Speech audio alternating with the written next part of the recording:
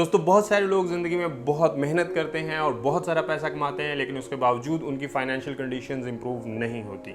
आज हम बात करेंगे कि बेहतर फाइनेंशियल डिसीजंस कैसे लिए जा सकते हैं और फाइनेंशियल ग्रोथ के लिए आपका माइंडसेट कैसा होना चाहिए।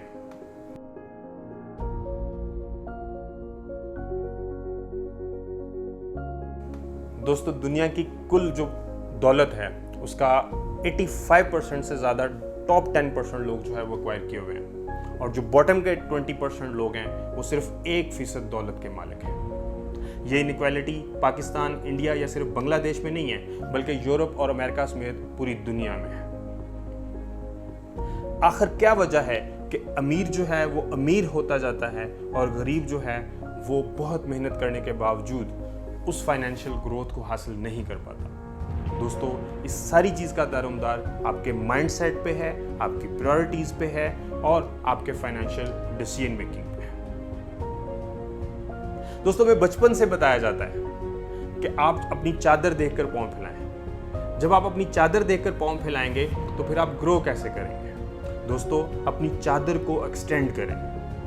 आप अपने अखराजात को एक ख़ास लिमिट से ज़्यादा नीचे नहीं ला सकते, उसके बाद आपकी ज़िंदगी सफ़र करना शुरू कर देती है। आपको अपनी इनकम ही बढ़ानी होगी और बहुत सारे लोग इस पर तवज्जो नहीं देते। जब आप अपनी इनकम को बढ़ा लेते हैं तो उसके बाद आपका माइंडसेट कि आपने उसमें से सेविंग करनी है ये डिसाइड करेगा कि आपका फ्यूचर फाइनेंशियली कैसा होगा। जब जो रिच माइंडसेट होता है वो ये डिसाइड करते हैं कि इतनी सेविंग हमने करनी है, और जो पैसे बच जाते हैं उसमें से डिसाइड करते हैं कि अब हमने अपने अखराजात इसमें से पूरे कैसे करने।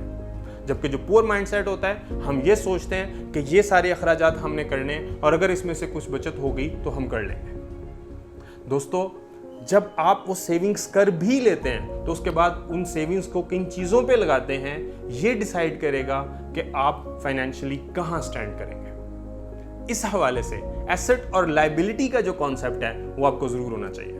ये बात मुझे बहुत देर से समझ आई और मैं बहुत सारे पैसे उससे पहले ज़ाया कर चुका था, लेकिन thanks to the Robert Kiyosaki जिसने रिच डैड और पुअर डैड जैसी किताब लिखी जो आप सबको पढ़नी चाहिए, और उससे मुझे ये समझ में आया कि एसेट और लायबिलिटी जो है वो एक्चुअली कैसे काम करती है। दोस्तों रॉबर्ट कियोसाकी ये बताता है कि हर वो चीज़ जो आपकी जेब में पैसे लेके आए वो एसेट है, और हर वो चीज़ जो आपकी जेब से पैसे बाहर निकाले वो लायबिलिटी है।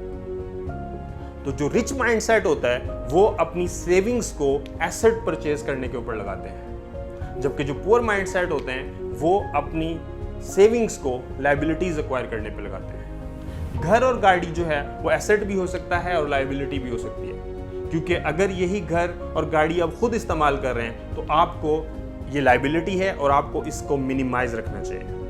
लेकिन अगर उस घर को आपने रेंट आउट किया हुआ है, आपने वो गाड़ी जो है ऊबर या क्रीम पे लगाई हुई है, आपने किसी के साथ उसको जो है वो रेंट आउट किया हुआ है, तो ऐसी सिचुएशन में वो एसेट है, वो आपके लिए इनकम लेके आ रहा है। आप खुद बहुत सारा जो है वो पैसे के लिए जब आप काम करते रहते हैं तो ये पुअर माइंडसेट है। जो रिच माइंडसेट है वो ये है कि आप पैसे को काम में लाते हैं और पैसा फर्दर फिर आपके लिए काम करना शुरू हो जाता है। आप अपनी सेविंग्स को स्टॉक्स में, बॉन्ड्स में, नेशनल सेविंग्स में और छोटे बिजनेस और जिस तरह से भी आप जिससे इनकम जनरेशन हो उन प्रोसेस के अंदर लगाएं। जब आप ऐसा करेंगे तो आपकी अल्टरनेट जो पैसिव इनकम्स हैं वो उनकी स्ट्रीम्स जनरेट होना शुरू हो जाएंगी। जब आपके पास अल्टरनेट स्ट्रीम्स जो हैं वो इनकम की आना शुरू हो जाएंगी तो आप फाइनेंशियली ज़्यादा इंडिपेंडेंट हो जाएंगे, और जब आप फाइनेंशियली ज़्यादा इंडिपेंडेंट हो जाएंगे तो आप बेहतर फाइनेंशियल डिसीजन ले सकेंगे।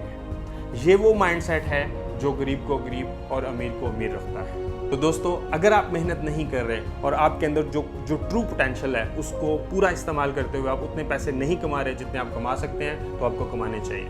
अगर आप पैसे नहीं बचा रहे तो आपको बचाने चाहिए, और जब आप वो पैसे बचा लें तो आपको घर, टीवी और रेनोवेशन और इन चीज़ों के ऊपर पैसे लगाने से पहले ये सोचना चाहिए कि उस पैसे से आप फर्दर इनकम जो है वो कैसे जनरेट कर सकते हैं। अगर आप इन चीज़ों का ख्याल रखेंगे तो डेफिनेटली आप फाइनेंशियली सस्टेनेबल होंगे और आप एक बेहतर ज़िंदगी गुजार सकते हैं।